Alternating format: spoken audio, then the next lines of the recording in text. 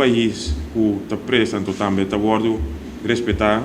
em futebol mundial assim não se cria o que acaba pero para cada estruturalmente nós mesmo podemos como seleção grande na sequer 50 lugar do mundo para assim com a nível também botar A-team não sei mais assim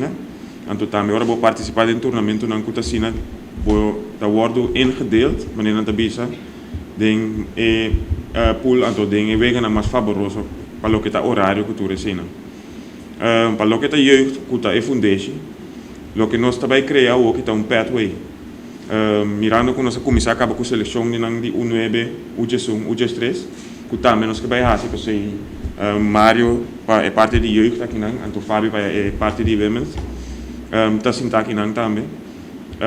é parte de jeugd para muito homem e muito mulher também vir pathway eigenlijk voor die chiquito que é muito não por baixo é selecionando então cria dus eigenlijk resilience e weerstand então é conhecimento também que não por chegar na posicionar que nós merece como país é sei que médico nós está verwacht também que seleciona U9 U11 U13 que eigenlijk não cai diretamente bouwt regime de CONCACAF pero que também competitie den exterior, então competir também nacional, então seguir treino. Anos não trai outro, então chega na nível para agora não chega U14, vai U17, então U20, o mês por sair den promete 4 lugares.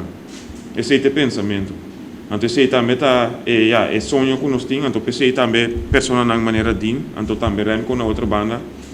de calibre aqui que nós toma acerca para por guiar e a estrutura também, então a reestruturação também que nós temos como FFK em essa aqui.